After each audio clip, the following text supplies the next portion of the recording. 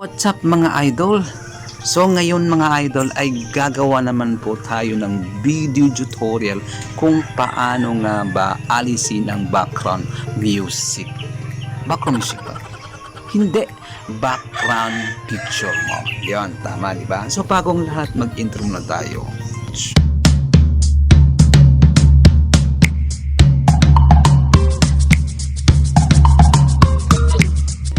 Welcome back sa ating YouTube channel.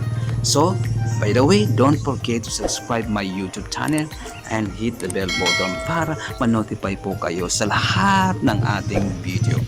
So, yun nga guys, napakasimple lang po ito.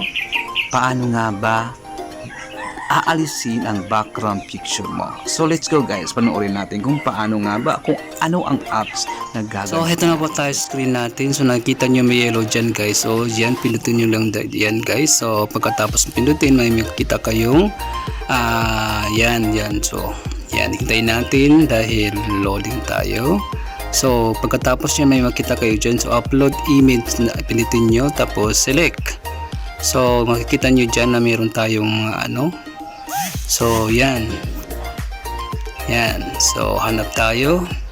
So, click natin yung browser. Wala, di ba? Wala tayong nakikita. So, click natin yung browser kasi para meron tayong pagpipilian. So, yan na guys. So, yan. Pipiliin natin yung picture natin. So, yan. So, maghihintay tayo. Yan, hintayin natin. Yan. So, yan na siya guys. Malapit na.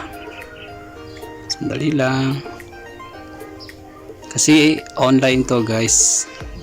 Hindi siya offline kaya kailangan natin ng data or wifi.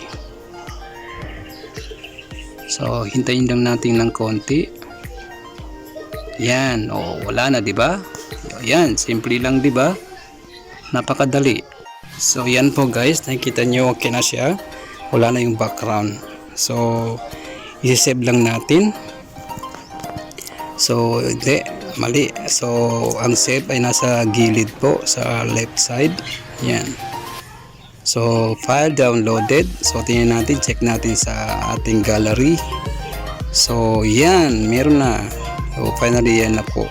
So, pwede na po natin gamitin para sa thumbnail natin sa Chap. So yun nga guys, di ba napakasimpleng gamitin lang? Nakakatulong ito sa mga vlog natin para mag-grow, di ba? So, yun. Sa lahat po, meron po tayong video tutorial dito napakarami na matutulungan ang iyong YouTube channel. So, bye-bye muna. Kick.